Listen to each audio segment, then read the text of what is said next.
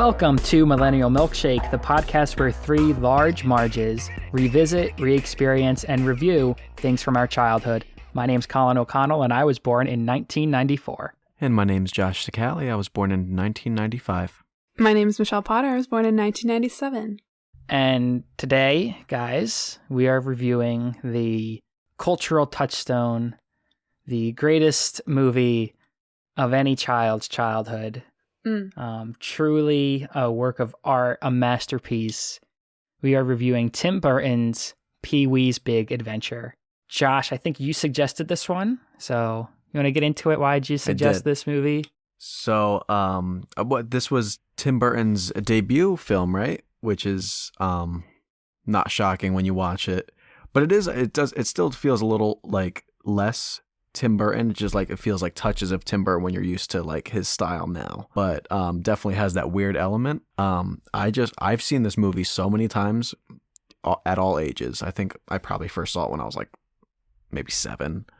And man, it like there's some weird parts, there's some scary parts. But yeah, so we'll get into how we feel about the movie. Are we going to get into like how newcomers felt? I think, Michelle, this is your first time watching it, so you didn't really grow up with this, huh? Yeah, this is the first time I watching it to discuss with you guys, and I got some feelings, let me tell you. Oh, I'm excited to hear about them because this movie definitely is not for everyone. Yeah, especially watching it the first time as an adult is weird. Like it's got to be a weird experience. I, like you, Josh, I watched this movie a lot as a kid. I mean, I grew up with Pee-wee, and when you're a kid, you see Pee-wee running around on screen. He's like the funniest thing you've ever seen. Like, you know, he's such a unique character in like the juxtaposition to how he dresses with the tuxedo and the red bow tie and everything, and just the way he looks and just the way he acts. It almost feels so fever dreamish. All the time. But when you're a kid, it really is one of those performances and characters so many people remember. And at the very least, it's a memorable character. Everyone knows who Pee-wee Herman is. Like when you say Pee-wee Herman, you know what he sounds like, you know what he looks like, you know. Yeah, you know that laugh. You know, haha, you know the laugh. So the weird thing is, I mean, I don't know how much you watched of him. I actually have only really seen the movie. I never watched Pee-wee's Playhouse or anything like that. I've seen a couple episodes as I got older, but I never actually watched the show. So I don't know like much about Pee-wee aside from the movie. I'm the same way. I never watched the show. I thought the show came out before the movie. Learned that wasn't the case, but I guess it was a character Paul Reubens had been doing for a while. And then there's another movie. Is it Big Top Pee-wee? I think is the other movie. I'm not sure. But I never watched that either. So yeah, my only real memory or relationship with Pee-wee Herman is this movie, which... Yeah, so the movie is his first appearance, right? Like that's... Yeah, like on-screen appearance, I think so. Is that Tim Burton's, like, is that his character or... No, Michelle, I don't know if you did history on it, but I know a little bit about it. Yeah, I did a little bit of research on it. So, like, the Pee-wee Herman character, Paul Rubin, like, created himself. I think he was in an improv team in LA. It was called the Groundlings, and I read that Pee-wee was born in like at one of his improv shows, so like that's where that character stemmed from. Yeah, what did you read about, Colin? So the movie is co-written by Phil Hartman, who obviously Phil Hartman, SNL alum, did so many voices on The Simpsons that, you know, I mean, it's crazy how much this movie really is a part of my childhood when you learn that Phil Hartman also wrote it. And I grew up, you know, watching Phil Hartman on SNL, listening to his voice on The Simpsons. Really like one of like the comedic, you know, one of my favorite comedic, you know, talents. So yeah, I don't know how much. So Paul Reubens made the character, but I know that Phil and Paul were like, they were friends or whatever. Yeah, they met on the improv team. Like they were on the improv team together. So I think their friendship and kind of like their partnership stemmed from that. Wasn't Pee-wee on SNL? He auditioned, but he didn't get on. I don't think he got on, but he hosted in 1985. Oh, I thought Pee-wee was like a character that Paul had done. Like Paul wasn't a cast member. I thought that Pee-wee, almost like how Andy Kaufman would be on SNL sometimes and show up, or like the Muppets would come on like SNL sometimes. I thought for some reason Pee-wee was a character on SNL, but like sometimes, but I guess not. Not that I read, but I might have just missed it. Yeah, because I think sure. Phil was a writer on SNL too, right? Like he can like a lot of times like they'll just bring like their friends on to like do things. Yeah. Like Andy Samberg would just like put Lonely Island sketches like in the middle of SNL. They would just But I thought for some reason Pee-wee was on SNL, but I could be misremembering. Yeah, I didn't read anything about it. The only thing that I know is what did I find? Sometime in like 1979, he debuted his character on the television show The Dating Game. And he was on that show 3 times. Wait, what? Pee-wee Herman. Why was Pee-wee on the Dating Game? I don't know. Yeah, I don't know. Well, that's learn something new every day. Right. So we're going to get into everyone's favorite segment. It's just one segment, Apple Facts. But first, I have a surprise for you guys. Okay. Oh, boy. Ready. There's a scene in this movie, very famous. I think probably the most famous scene of when he's in the biker bar, Pee-wee's in the biker bar. He has a last request because they're going to kill him, and he puts on a song, and he dances to the song. Mm-hmm. And guys, what's the song's name called? Tequila. Okay. So, I have a bottle here. Oh, nice. Okay. Just a little bit. I literally just went downstairs to get a bubbly, and I was like, I wonder if we have any tequila. And we have very little bit of tequila left. Right. So my surprise is I'm going to do a shot of tequila. Looks like you got enough for just a shot. Wow. I think so. This is a mistake. You gotta play this. You gotta play the song in the background. Yeah. I just spilt tequila on my fucking blanket. Are you lying? Like a very trace amount of tequila is now on my blanket. Does alcohol stain? Is that gonna stain? Oh, it smells like. Oh, are you going to bed with that I also tonight? don't have any lime or salt. Oh. So this is gonna be rough. So here I go. I have a Niagara Falls shot glass, Canada side. Never been. Oh. Me neither. Don't know why I have it. Probably a gift, but this is gonna be bad. You guys can narrate as I take my shot. He's taking the shot. It's going down. I don't. Blah. I hate doing shots. So I'm gonna try to get a little buzz this episode. One shot. I don't know if that'll do it, but hopefully it. Wait, do you have more? No, I just drank the rest of my tequila. That was it. Oh, okay. I thought you were pouring another one. No. So that's my surprise, guys. It's not great, but I just wanted an excuse to drink. That was more of a surprise for you, I think. It wasn't bad. I'll give a shout out. It's Milagro. It's a nice like cheaper brand of tequila. Because who's gonna break the bank on tequila? Right? Yeah, give a shout out. So shout out Milagro tequila. Shout out to alcohol. I was drinking the silver. Colin, would you say that tequila scene is your favorite scene in Pee-wee? No, it's not my favorite scene, but I think it is the most famous scene. Why? Do you want me to tell you my favorite scene, or do you have a favorite scene in mind? I don't know. It's hard to pick a favorite scene. I will say this though. I think I enjoy the first half of this movie more than the second half. Definitely. Okay. Didn't know if I was alone there. If that's like a common a common thought. Well, my favorite scene does happen in the first half. We won't like review it yet. But my favorite scene is when it's the first time we meet. What's his name? Francis. For the first time we meet Francis, right? And it's just his back and forth with Pee-wee.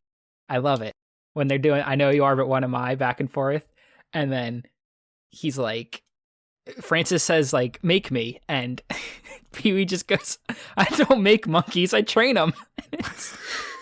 I love that line so much. It's like my favorite line. I like that line, and I like when Francis is taking a bath and Pee-wee shows up to his house, and the butler's like, he's taking a bath, and Pee-wee goes, "Oh yeah, where are they hosing him down?" I must have. I think those are the two. Those are the two lines that I think I quote the most. That and paging Mr. Herman, paging Mr. Herman. Yeah, those are like my two. Those are the three big ones for me, like quotes. But I think the tequila scene is the most recognizable and the most memorable, just because the song and the dance together, and also because tequila plays in The Sandlot too. Yeah, which is fun. I think I associate that song more with The Sandlot because I think I just watched The Sandlot a little bit more as a kid, but it's definitely like you hear that song and it's very Pee-wee. Yeah, I think of Pee-wee. I actually forget that it plays in The Sandlot, to be honest. Like until you say it, then I kind of remember, but I remember that mostly from Pee-wee. Yeah, I don't know if we're gonna go into like too much of like our favorite scenes yet, or if we're gonna wait till that moment comes after Colin's favorite segment. I don't know if that's what yeah, we got to do the segment. I took a shot at tequila. I forgot about the podcast. Well, I'm happy to remind you here. So we're going to transition into Apple Facts, the segment that's taking the nation by storm. Right. We won't explain it, the background behind it all the time. Listen to the first episode if you want to know. But basically, these are fun facts. They're called Apple Facts. And yeah. So, Michelle, I think you're going to read them this time. I have the Apple Facts today.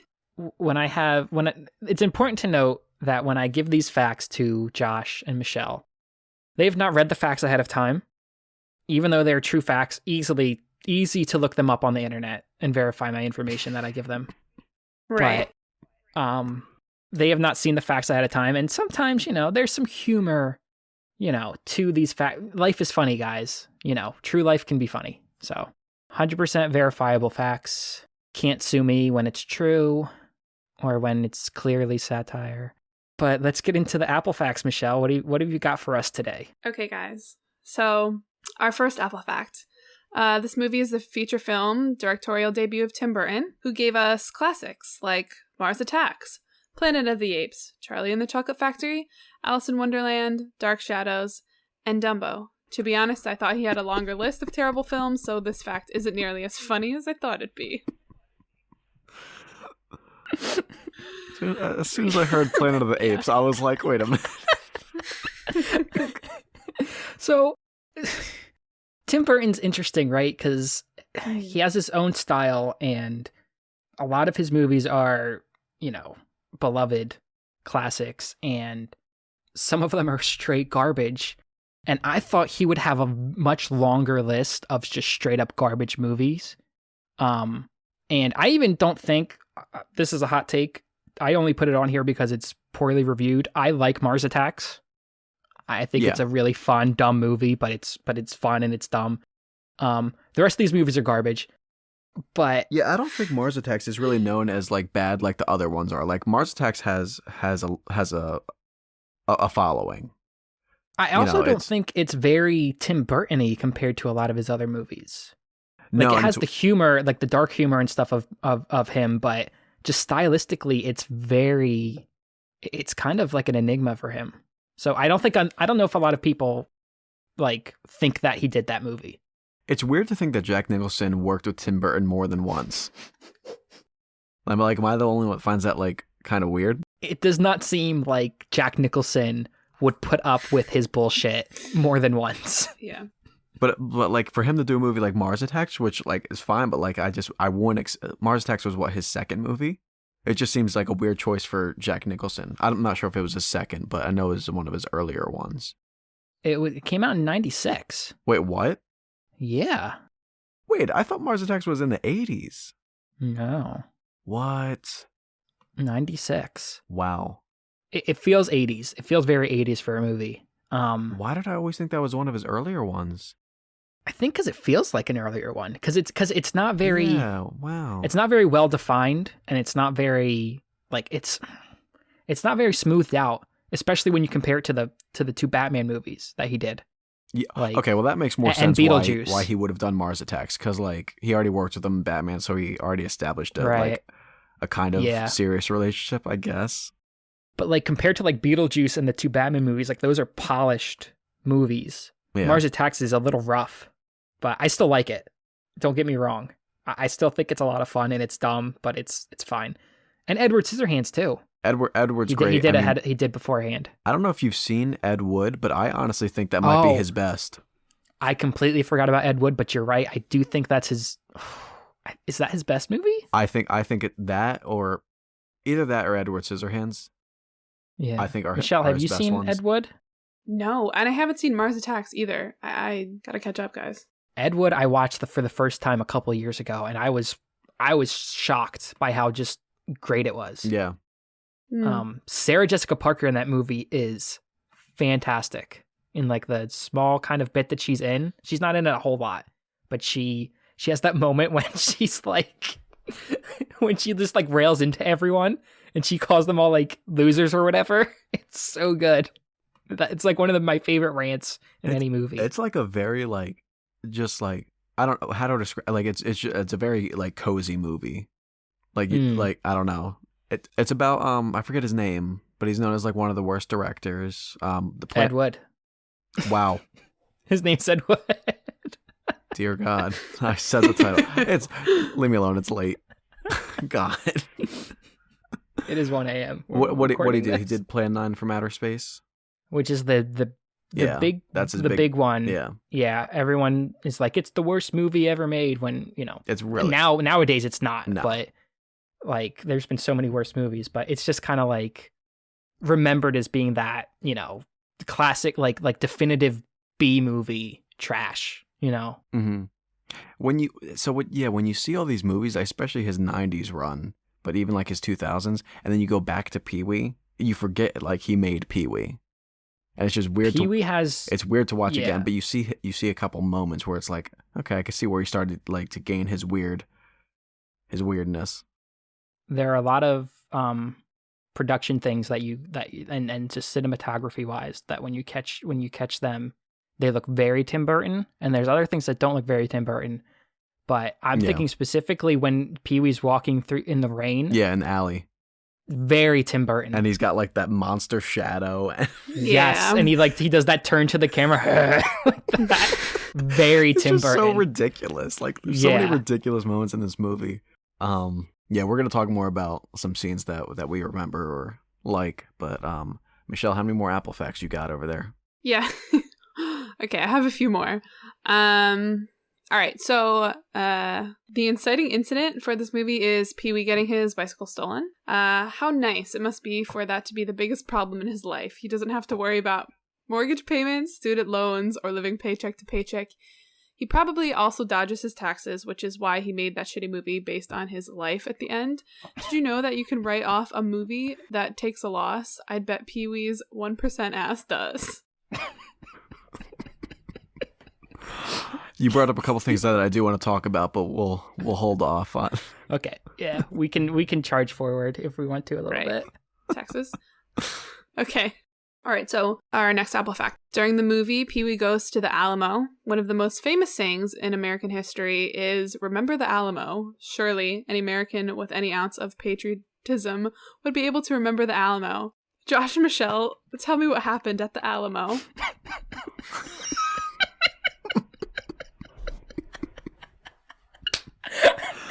All I know is I know there's a basement.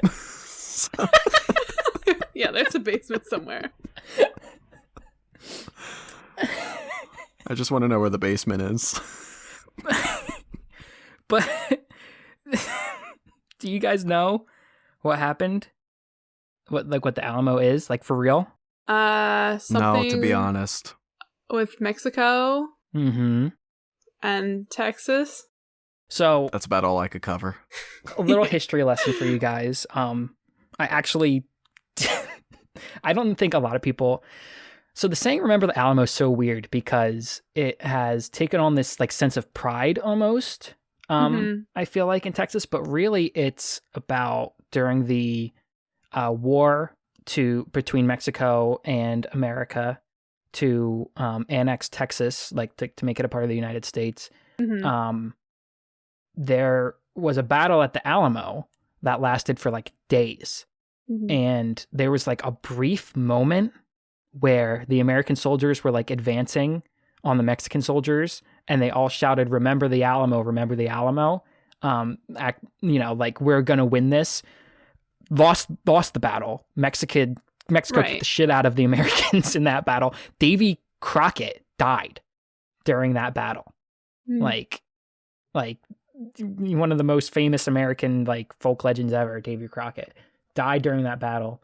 So when people are like, remember the Alamo, and they use it as like a sense of pride, I don't think anyone actually remembers it, because America, we lost that battle hard.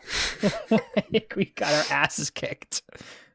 So just a little fun fact. I definitely didn't remember the Alamo. I just remember the basement. No. That's all I ever basement of the Alamo. Yeah. Right. The basement? There's no basement in the Alamo. I remember the look of like betrayal in his face. Yeah, when he found out. Just pure like disgust and shock that everyone was just laughing at. Madam Ruby, you liar. She did him dirty. Oh my God. She really did. Oof. She fucking took his wallet. All right, guys. Our next Apple fact. Robert Shapiro is one of the producers of this movie. This has literally no significance other than the fact that it reminded me that Ben Shapiro looks like a shrippier version of Pee Wee Herman. Seriously, go look at them side by side and listen to their voices. I'm not sure about you, but I put money on Pee Wee being able to kick that little shit's Judeo-Christian ass. Not a fan of Ben Shapiro, clearly. Just, I'll go on record saying that. That's all this fact was meant to convey. To get out what you've been holding in. Right. Yeah. That's fair. Right. All right, last one, Michelle. Here we go. And as everyone knows, the last Apple fact is Josh's favorite Apple fact. Always. Yes. So here we go. Okay. Pee-wee's Big Adventure spawned the successful television series Pee-wee's Playhouse. The series features several pieces of furniture with sentient and humanized features. These characters include Cherry, a chair, Globy, a globe, Dog Chair, a chair that looks like a dog, and Mr. Window, which is a window. Not included was Spunk's seat, the seat that Paul Rubin... Oh, God. Not included, oh my God, was Spunk's seat, the seat that Paul Rubin blew his load on in 1991 before his arrest for masturbating in a porno theater. What, you didn't think we'd go the whole episode without bringing this up, did you? Wow. Not included. Not included. That character didn't make the cut. Oh my God. Yeah. Was that the last? That was the last one. How many Apple facts we had today? 3 or 4? That was 5. No, 5. We had 5. That was 5. Oh, some of them were. Some of them were quick, I guess. Shell, I think you got to read them again. Okay. What was the? Hold on. Wow. I remember them. No, I think don't I remember them now because like we went off on the first one on a little bit of a. Oh yeah, spiel. Tim Burton. And then the second one was about his problems. What was the third? The third was the Alamo. The fourth was the Ben Shapiro. Got it. Ben Shapiro one. Fifth was Spunk Seat. Oh, wow. Aren't they bringing back Pee-wee's Playhouse, or did they bring it back or something? Oh, I'm not sure. yeah, I'm not sure either. Pee-wee Herman's Dark reboot. What?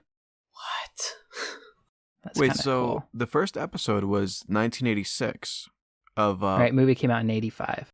It came out in 85? Yep. Yeah. Okay. For some reason I thought it was wow. Which I guess we should talk about that a little bit, because maybe some people don't understand the podcast and will think, well, you were all born in the 90s. Why are you reviewing Pee-wee, a movie that came out in the 80s? Fuck you, first off, for asking that question. Just because something came out before we were born doesn't mean we didn't enjoy it as children. Right. Anything that had come out while we were children or before we were children that was a part of our childhood, we can review it. So get off my fucking back. I guess, Also- I guess it's the response We make the rules to this fictional so. person. We make the rules. We make the rules. We make the So. rules. And if you have an issue with us, here's what you do. If you have a mean comment or something to say to us, this is what you're going to do. You're going to bake a cake and you're going to write out your mean comment on the cake and you're going to give us the cake. Right. That's what you do. Don't poison the Mhm. cake. Don't poison the cake. Yeah. All right. You're not allowed to do that. And we don't want bad. any boxed cake. No, you're gonna make the cake by hand, okay? Homemade, bitches. Yeah. With And no peanut butter. With a handwritten letter, please, of detailed why you don't Obviously. like. Only Anything you- handwritten letters. No, no letter. No letter. The comment has to be iced onto the cake. Okay, so you want yeah. That's all. comment Yup. and icing. And icing. No peanuts or tree nuts because Michelle is allergic. Right? And no pineapple upside down cake. Don't even try it. No pineapple. Oh, Don't even try. I'm God. allergic to pineapple. Don't try it. And you know what? If you're some fucking freak weirdo who puts fish in their cake, guess what, assholes? I have a fish allergy too, so don't give me a fish cake. Oh shit. All right? We will accept. Let's list the types of cake we will accept. Yellow cake with chocolate icing. Can we Ew. agree on that one? Ew. All right? Nope, do not do that one. Josh is against that one. How we feel about devil's food? Not sure. To be let me Nope. let me just All let right, me no just make devil's this food. plain Take and it off clear. the list. I don't like All right. chocolate cake that much. Oh, so no chocolate cakes. Get the Yeah. fuck out. I'm a Okay. big All right? If vanilla. you make us a chocolate Vanilla cake, we cake. will report you to the police To the police. and your mommy. and I hate red This- velvet. Gross. Well, red velvet's basically just chocolate cake. Yeah, it's though. just- Yeah, but it has the it's cream just the cheese same thing. icing, which is just repulsive. Yeah. Yeah, sorry. I love myself some cream cheese icing. Oh. I love cream cheese in general. I love cream cheese, I also but am a I fan. do. God, I hate that. I don't like cheesecake. I don't like any of that. I don't like cheese. in my Okay, so desserts. here's how this is going to work. Josh is going to list the cakes he likes, and we will follow. You will follow those rules Those because it cakes. becomes very apparent that Michelle and I have a wider base of cakes. I we will enjoy accept. than I will Josh. accept a nice vanilla cake with vanilla icing, or a Carvel ice cream cake, and that's final. Oh, okay. What about a cookie puss? A what? Oh, what? A cookie puss? I don't know what that is. It's a type of ice cream cake. It is. Beastie Boys made a song about it. It's fine. Or ice cream sandwiches. I'll take. Okay. Yes, but you have to assemble the ice cream sandwiches in like the letters of your complaint, you know? Yeah. And they better not be melted, or we will come at you with the Ooh. fury, untested fury. That tequila's taking hold. Getting a little punchy. We are all very angry people. Right. So the movie came out in 1985. It's an hour and 31 minutes long, which is it's a good time frame. I would say that's probably the ideal runtime for a kids / Yeah. family movie. Mm-hmm. Is that 90-minute mark? You kind of want to hit that. I don't know. I feel like movies today are a little longer. Like kids' movies today are longer. Too long. Mhm. Yeah, a little. They're too starting long. to like average out around like 2 hours, like an hour 50 Yeah. to like sometimes 2 hours. Yeah. Just get over yourself. It's too much. You're doing too much. Okay, so I just looked it up. Willy Wonka and the Chocolate Factory, the original, is an hour and 29 minutes. If you think you're making a kids movie that deserves to say something more and has more to it than Willy Wonka and the Chocolate Factory, fuck you. Like your movie is not more important or has more to say than that movie. Okay, Right. so calm your shit down. There's a lot. For a second. There's a lot to say about Willy Wonka, but I think Willy Wonka is one of our future topics, so I can't go too much Yeah. into it, Mm-hmm. into my passionate feelings about Willy Wonka. I'll just be honest. I watched it earlier today. That's why I'm bringing it up. Okay. It was on TV today and I watched it. I sat down and I watched that movie.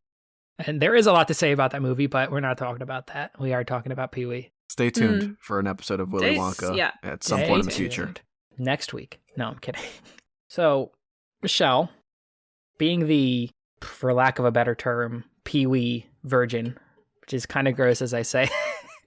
It is, Oh. but continue. Favorites, aspects of this movie, least favorite aspects of this movie before we really get into, Right. So, okay. Like I said before, I'd never seen this movie before. I didn't really know anything about it at all. Just like the laugh the laugh and like his voice are really the only things I knew. And I went into this movie. Yes, I went into this movie thinking I was gonna hate it. I was like, I don't get it. Like, it just sounds obnoxious. Like, I don't know how I'm gonna sit through an hour and a half of that. But actually, we want honesty, Michelle. Only honesty. I didn't hate it. I didn't love it. I don't think I'll watch it again anytime soon. But I didn't hate it. There were a lot of moments where I laughed out loud. And yeah, like, you get the Tim Burton moments of it. Love that. I enjoyed it. It's not my favorite movie. You got some moments that stick out to you that you liked? Yes. Let me see. I don't know why, but I love the T-Rex and them meeting in the mouth. The T-Rex. Love that shit. I thought that was funny. I don't know. Beautiful shot, though. I thought the shot was really cool of them sitting there. Yeah. Mm-hmm. I mean, the biker bar scene is fantastic. That's great. What else? I mean, immediately, just like the house and the fish tank glass window. Mm-hmm. Like, I think it's like above his kitchen sink. Love that. And like the giant utensils. That like, at first I was like, what the fuck? Like, what is this? Mm-hmm. And then I sort of got into it more. The music's great. Yeah, I liked a lot about it. There were a lot of funny moments. I know you guys love this movie, so what are your thoughts? When I was younger, I was super jealous of this guy's house. Like right. His room, his kitchen, it's just ridiculous. Uh-huh. It's like Does he have like a fire pole, or what was it? Yeah. Mm-hmm. He comes down the fire. Cool. Yeah. Mm-hmm. But there was one moment in this opening, well, not opening scene, because the opening scene is the bike race, and then which I think we should talk about for a minute. Okay. If you want to continue, but I kind of have something to say about that. So I completely forgot that was part of the movie. In my memory, the movie opens with him in his house with like the Rube Goldberg machine doing the breakfast. That's in my mind how the movie opened. So when it opened with the Tour de France sequence, I had completely forgotten it existed. And I'll be honest, I think it's a misstep. I know that it's used to establish his, like, he loves his bike so much that he dreams about it. I don't think it's as engaging an opening as him waking up in his house and playing with his toys and doing the Rube Gold, like, because that's so memorable that I had pushed out the Tour de France opening in my head. See, and it's also clearly filmed in a park somewhere in like California. It's not in France. Right. I don't know. I don't dislike the opening scene, but it doesn't compare to like the house scene when he's like playing with his toys in his room and then slides down the pole and then makes his breakfast, which pisses me off, by the way, which I'll go into. The one thing I don't like about this opening scene, he creates this delicious breakfast. This just such a well-made artistic breakfast, and he's got his Mr. T cereal, and okay, all right, he pours it on the nice pancake with the nice like sunny side up eggs and the bacon mouth, and he feeds the bacon mouth, and then he takes his big utensil, eats one little Mr. T pop, whatever you want to call it, and wipes his mouth and is full and just leaves the table with a nice breakfast to waste. And I just couldn't. It's also the only time he eats in the movie. So he's running on one little bite of Mr. T cereal for the whole movie. And I'm just so mad because, like, I know you're not full. Don't act like you're full. Well, what's his weight? Remember? Isn't his weight like something 96 like ridiculously low? Like that. Yeah. Which kind of explains why he's so light. Because he makes all this food and he just doesn't eat it. It's just so wasteful. It's ridiculous. Like, why you're preparing that just for a little amusement for 5 seconds? So that part always made me mad because I was just like, I want a breakfast like that. But yes, none of our mothers ever made a breakfast that compared to that, or fathers, or parents, whatever you want to say. No parent has ever lived up to the breakfast. And I'll say Pee-wee, and I'll say the big pancakes in Uncle Buck. Oh yeah. Never been Which, by the way, compared to. was that ever. butter a sponge? Do you remember the butter he had on the stack of pancakes? Probably going back to it. It looked like a big sponge, and I don't know if it was supposed to be Probably was. Yeah, it's supposed to be butter, but it was probably because they don't make butter that size. No, they don't. But so I'm wondering, in the movie, was it supposed to be like a butter decoration, and like we all like Macaulay Culkin knew it was a sponge too, or like I don't know. I don't think Macaulay knew. Because it looked just like a sponge. Like, you can't fool me. I think at a certain point. I think Macaulay got fooled. I think Macaulay tried to eat that sponge on set. I think I remember reading that. Macaulay Culkin ate a sponge on set of Uncle Buck. I always thought he just made the pancakes, but if you watch the scene again, there's other food that he made that was like he it's like in this scene. I forget if you remember. I don't. Is it like some kind of like sausage or eggs? It was like something else ridiculous, but I don't know if you remember. Yeah, he made like 1 billion sausages around it. Yeah, okay, yeah, that's what I'm thinking. Yeah, they're like regular size, but they're not like small breakfast sausages. They're like legitimately full size like Polish sausages. And then he just says, "You should see the toast. I couldn't even get it through the door." It's such a great line, Reed. I love that movie. He's so good in that movie. This is looking like, I don't know what this butter is. I'm looking at it now on my phone. It's definitely not real butter. I don't know. It's crazy. Well, I mean, I don't think the pancakes are real pancakes either. But using a snow shovel to flip them on the stove. I know. It's so good. It's such a great gag. Wait, Michelle, did you see Uncle Buck? I have not. Oh, I love that. I know. We'll have to put it on the list because that's, I mean, I think that's definitely a movie that holds up, but we'll have to see. But yeah, it's the Pee-wee breakfast. It's the Uncle Buck breakfast. Like those are movie breakfasts that like it just changes your expectations as a kid and never lives up. Yeah. You know? And just to see. You've never had a breakfast that good. Just see Pee-wee just not appreciate what he made it himself, but still. Like, I mean, it'd be worse if someone made that. Imagine if someone made that for him and that's what he did. Oh, man. But, so that's that. I mean, I don't know if you have anything to say about the opening scene. Oh, yeah, that's what I wanted to go into. The second Apple fact. So, you talked about his problems in life and how it's just limited to his bike getting stolen. He's got no other problems with money. What does he do for a living to afford this life? No, we don't know. What do we think he does? I mean, I've always wondered. He might get a check from the government for like disability insurance, for being honest. He feeds his dog so much food. I have 2 dogs. I know how expensive dog food can get. Like, he just feeds him like a whole fucking bag of dog food. And it's not, first off, don't do that because that dog is so small. That dog's stomach is going to expand, explode, and die. So don't do that. But he obviously doesn't care about his dog because he just, when he goes on his big adventure, he leaves the dog and Dottie's got to be like, oh yeah, by the way, I broke into your house and rescued your dog for you, you psycho asshole. Yeah, he really just leaves his dog behind and doesn't ask about it ever. Yeah, Dottie has to remind him about the dog. And then the dog gives him a bunch of shit on the phone, which is pretty great. That is great. So did we have anything that we didn't really?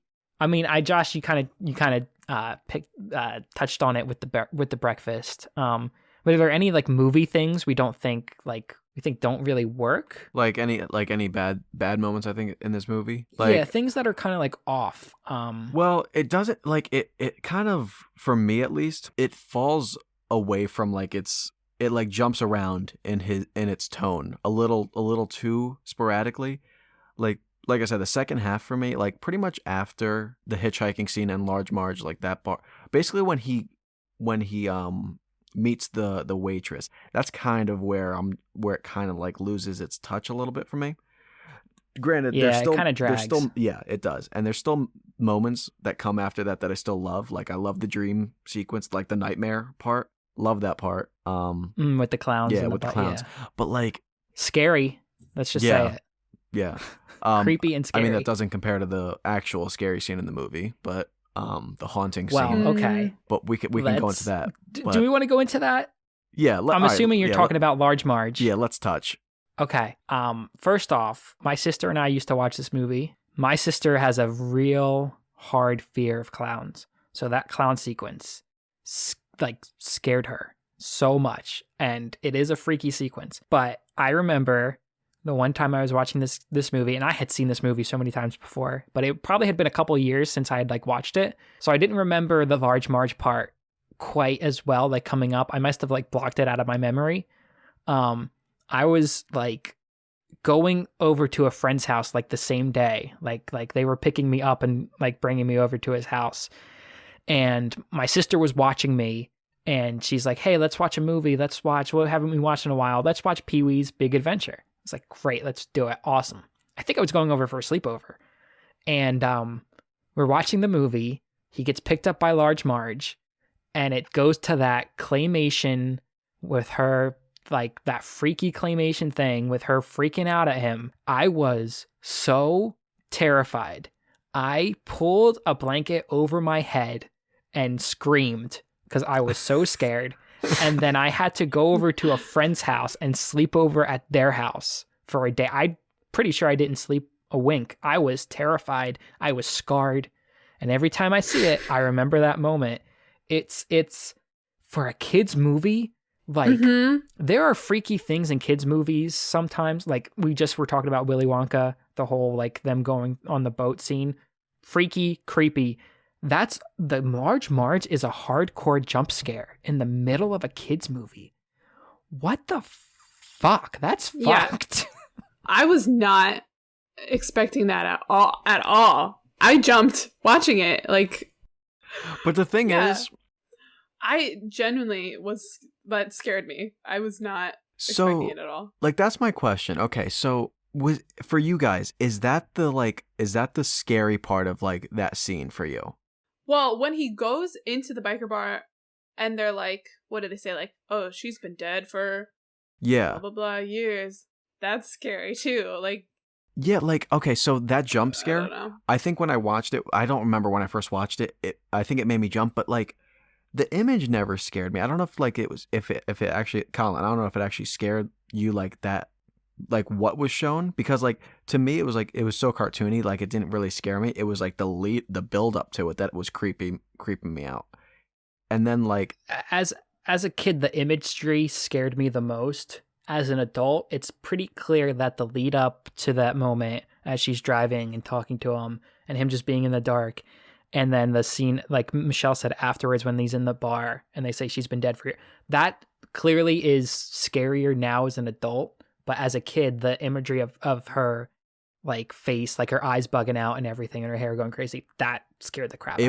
It was her. It was like the way she talked, her like her face, like the way she was just looking at the road so intently. Like, I don't know, the wide eyed, it just creeped me out. And I think it really is a great performance too. Yeah. I don't know who that actress is. I don't know if she's been in anything else, but yeah. I've always had a thing with old women in like scary movies. They've always freaked me out. And that's nothing against old women. It's just like when they're depicted in a scary manner, it really gets me. Like cuz like, I mean, there's some really scary moments that got me when I was a little kid, like in The Shining, forget about it. That's like I don't know. I just don't like it. So let's track back to Pee-wee, the Large Marge scene. I think there's a part that does make me laugh. I don't know why. It's as soon as he gets in the truck, and she just starts off, like she just goes right into it. She doesn't even give him a chance to breathe. Yeah. She just she does. He says, "What? Thanks for picking me up," and she just says, "On a night," and he just looks over like. He just looks to his left. What the hell did I just get myself into? Yeah, that's good. So this movie has perplexed me upon rewatch a little bit. There are so few jokes, like actual thought out jokes in this movie sometimes. And it's just Pee-wee making noises, making faces, doing weird, obnoxious things. And it's like, there's no joke. There's no joke going on at all. It's just he's being weird is like the sequence of the movie. And there are some jokes that hit really hard, like when he's busting into the bathroom and Francis is trying to bathe, and Francis's first thought is, "I'm gonna hide under the water," and he goes under the water to hide. there's things like that it's like it's such a quick like such a quick moment, and it's so funny. And like when Simone, the waitress, she's at the Alamo with him, like she goes to the Alamo and she's taking a bus, and it's like she's going to Paris, but she's taking a bus. Wait, I actually have a question. There is a Paris, Texas is like a real place. Oh, I never put that together. That's where she's going. Oh. That's great. That's where she goes, right? That's so funny. No, because she ends up with a French guy at the end of the movie when they're at the premiere. I know, that's why I was confused, but like she takes a bus. Yeah, she takes a bus to Paris. Maybe she was taking a bus to the airport. Maybe. I don't think so. I think she was taking a bus to Paris. Because So that would make sense if she was taking a bus to the airport. But this movie doesn't make sense at all. So just following the logic of this movie, she's taking a bus to Paris, France. There was also the moment when he gets pulled over by the cop and it's like Pee-wee is in drag, and it's like, well, I guess that's funny in the 80s, but it's not really funny anymore. And like the cop kind of like, he's like asks Pee-wee to get out and like looks at her or looks at Pee-wee. Oh, that cop is disgusting. Creepy. Yeah, like that There's stuff like, doesn't hold up as mhm. much. But also there's not like a joke in that scene. The joke is, haha, Pee-wee put on a dress. And, Well, and if the you cop is remember, creepy. When they Yeah. drive away, what's his name, Mickey? He kind of likes it. If you remember, he scans him a little bit for like he looks over at him, and Pee-wee's just like smiling, looking out of the car, still in the outfit, doesn't take anything off, and Mickey like kind of like smirks and like looks at him a little bit.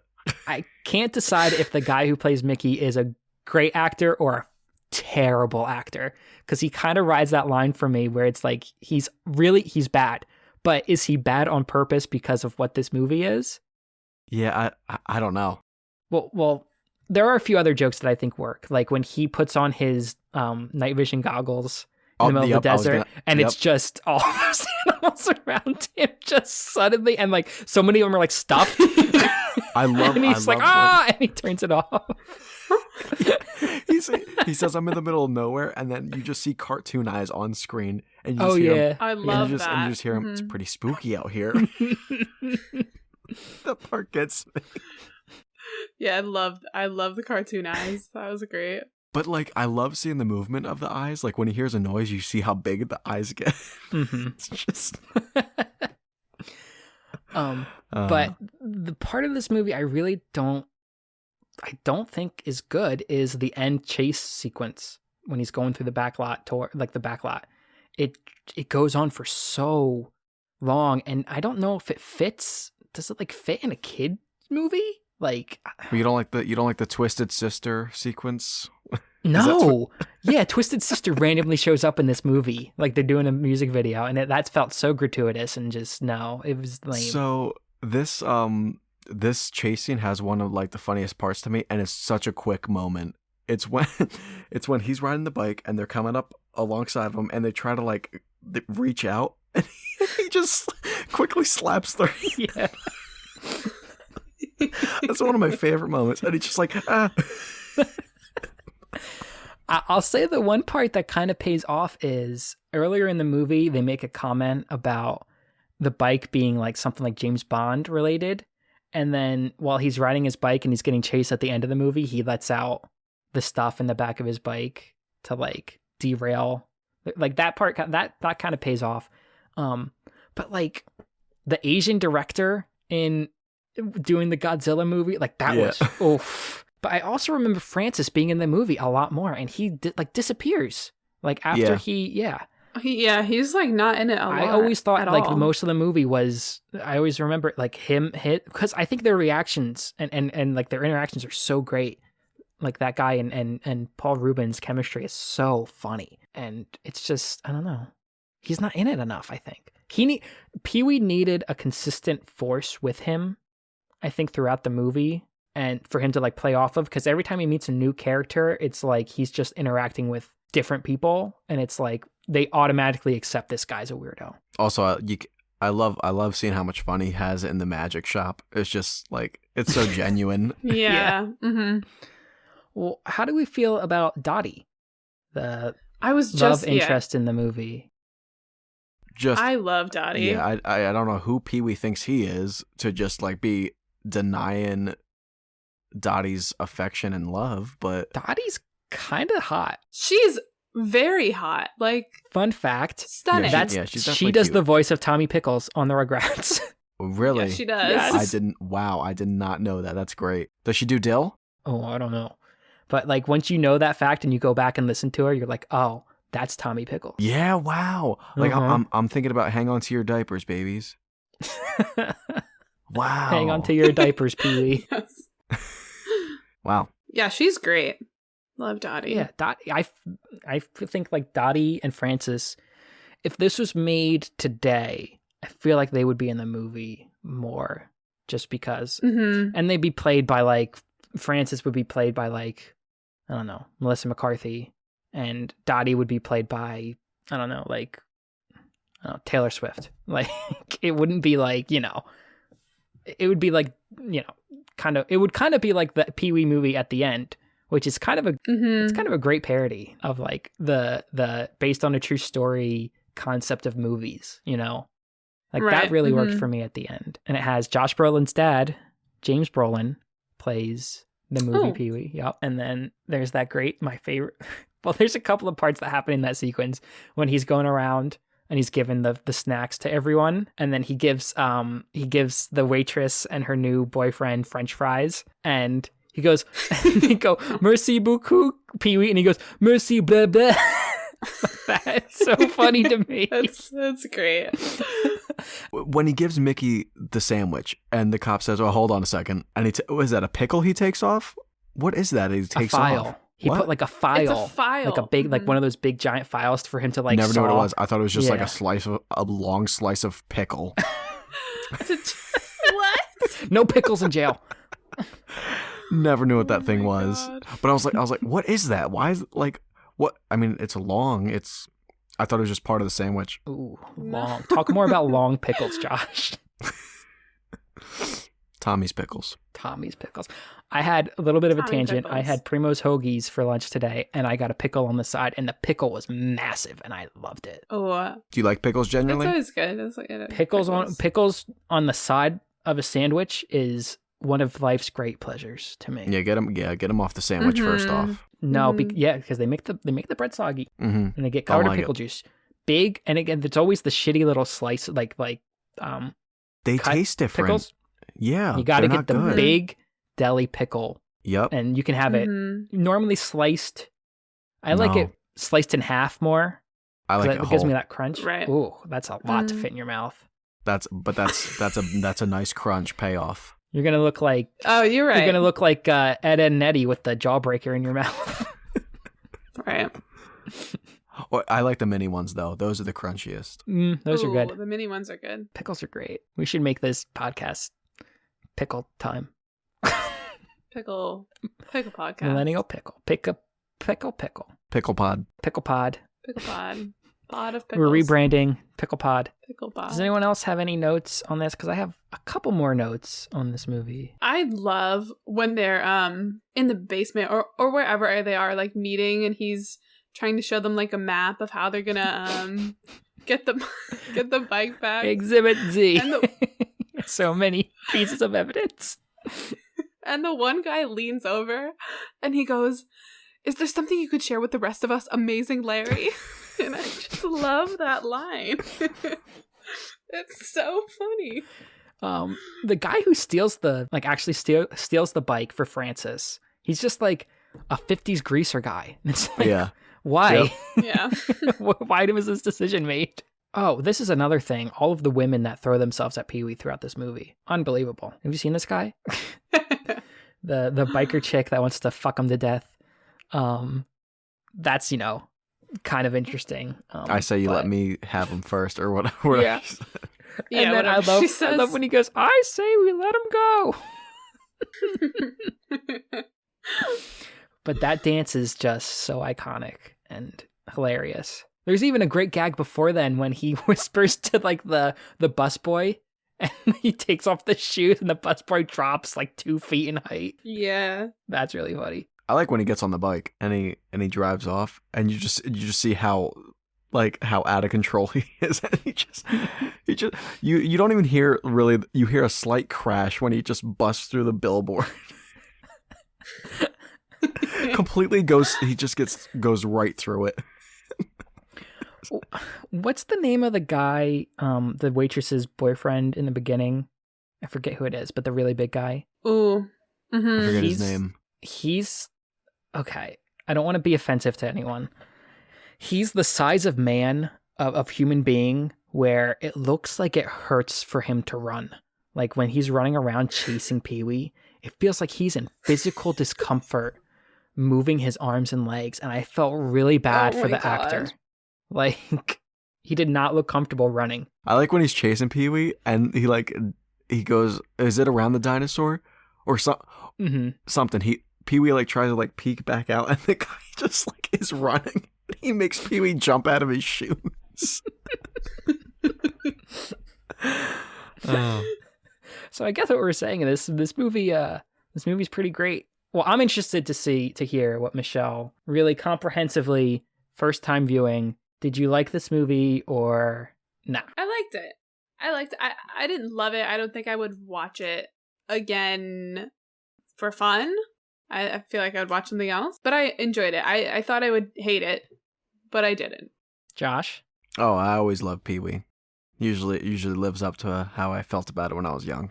Yeah, I liked it watching it again this time. But like I said before, I feel like I thought there were a lot more, which it's only a 90-minute movie. I feel like there was a lot more jokes than there actually like were in the movie. Like I thought I remembered a lot funnier sequences and stuff. And a lot of this movie is, first off, it's a great performance by Paul Reubens because the movie doesn't work at all without Pee-wee, right? I mean, the whole movie centered around him just being him. But I liked it. I'll be honest, I didn't love it like I thought I was going to. And it was kind of surprising to me. I'm thinking so you probably, you said you disliked the second half more. When I rewatched it, that's what stuck out to me though. So I was like after that, that's where I felt like it was. I mean, I still thoroughly enjoy it. I do get bored a lot of the second half, but I mean that's really what like stood out to me as like, wow, I never realized like how boring some of this is afterwards, like after like the large march scene. It really loses its momentum. I think something that does save it though is you get those few little moments every now and then of Tim Burton style kind of like sinking through, kind of like an, I don't know, it's hard to like, kind of like seeping through this, like what this movie is. You kind of get little glimpses of Tim Burton doing his Tim Burtonness, which is really fun. One last thing is I forgot to mention, obviously when I watched this I had no idea, when I first watched it as a kid, I didn't know who Phil Hartman was. And then as you get a little older, you watch some SNL, you watch The Simpsons, you really recognize his voice. I forgot he's in the very end of this movie, he's the reporter. And when you hear his voice, when I heard his voice, I perked up right away. I was like, oh my God, that's Troy McClure from The Simpsons. Like, I'm so happy to hear that voice. But yeah, it was good, but I thought I would have a stronger love for this movie than I did. Like, if you would have asked me before I watched it, like, what is one of the great, like, live-action kids movies from your childhood? I was, Pee-wee Herman. Pee-wee's Big Adventure. Easily. Now, I'm interested to see, as we go through this podcast and review other live-action movies, where it kind of sits in comparison, Be interesting to see. I definitely think it'll be better than, like, some of these, like, Nickelodeon-made, like, live-action movies. Like, this definitely has somewhat of a vision, like a creative vision to it, which I respect. So, I mean, I have my rating already. Or if we're going to do ratings, I have mine ready. So, I guess I'm on a scale 1 to 95. 1 to 95, because, yeah, I'm going to go a solid 6.8. Whoa. 6.8 out of 95. Yeah, is that what? Were you expecting higher? Yeah. Nope, because I definitely like it more than I mean, listen, so don't look down on a 6.8. 6.8 that's pretty good for a movie, especially for a movie like this, where it's like, I'm not really gonna give it I'm not gonna give it in the 7s. I'm sorry. Wait. What? Giving it not a 68, a 6.8? Oh, I'm sorry. I'm sorry. Scratch that. I'm thinking we're doing out of 10, so I'm thinking out of like. Okay. I was so confused. I was like, a 6.8 is like worst movie you've ever seen. I'm used to doing. I thought you loved this. I'm used to doing a rating out of 10, so a 68 is a 6.8. So sorry, 68. I was like, what are you guys so confused about? I was like, this isn't like, this isn't Cuckoo's Nest here. But no, sorry, 68. That's my rating. It's a solid movie. If I was rating it on how much I enjoy it, I'd probably rate it higher. So you're giving it a 68 out of 95. 68. Out of 97, I'm gonna give it a 56. Nice. Ooh. I like that. Thank you. Solid 56. Not awful. Not phenomenal. Yeah. I liked it. Yeah, that's a mediocre. That's a high mediocre. I gave Ed, Edd and Eddy a 70. So I'm just trying to think about my scale. Did I really like Ed, Edd and Eddy more than this movie? I don't think I did. What did I give it, Ed and Eddy? 80. A 70 or an 80? An 80. Okay. So the thing is, I gave Ed, and Eddy a 71. They're different scales for me. You're rating a show and a movie. I think it's different because I'm rating Ed, and Eddy on the scale of kids, like kids shows. How I'm keeping my scale. I'm comparing everything on the same scale as an adult in his mid-20s. A show is hard to put against a movie because you have a bunch of episodes. So I don't know. Rating shows against movies, it feels weird. Yeah, but I'm gonna do it anyway. I like that. Yeah. If I remember watching Ed, Edd and Eddy, this is a bad precedent to set because I'm not gonna compare everything to Ed, Edd and Eddy. My gut doesn't want to get this movie into the 60s. Like my gut reaction, and it's not like a nostalgia thing. My gut reaction is this movie was better than a 60-something for me. I'm going to go, I can't believe I'm going the highest out of this. I thought Josh definitely would have. I think I'm going 73. I was going to guess 73. Yeah, I mean, I know I said I was a little down on the movie comparatively, but I liked it. I mean, I guess I liked it the most. So it has an average of 67.93, so we'll round it up to a 68 percentage. So 68%, which is, I know Josh doesn't like doing the grading scale, but I do not. Be a D+. And you know what? Mom does not have to sign off on a D+. So that's well, it's not A-okay. It's D-okay. And if you thought that this episode or any of our episodes are better than a D+, maybe even 5-star worthy, you can give us that rating on Apple Podcasts. And if you didn't think it was 5-star worthy, well, you have to bake us a cake and tell us the criticisms because we do not accept criticism not in cake form. But you can listen to the show if you like it every Tuesday on Spotify or Apple Podcasts or YouTube or Pandora or iHeartRadio probably. I don't know, wherever podcasts are found. You can listen to us.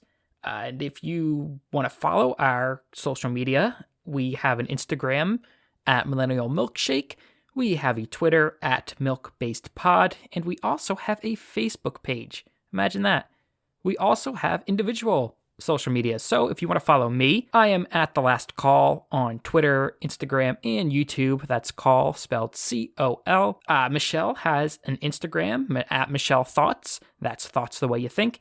And Josh has an Instagram page. That is Joshi_124. Joshi spelled with an I-E. Josh, Michelle, thank you for joining me. And Colin, Michelle, thank you for joining me about Pee-wee. Josh and Colin, thank you for joining me. Happy to be here. Yeah, I'm just happy to have been invited. Happy to ride off in the sunset with my glorious red bike. I think that's a wrap.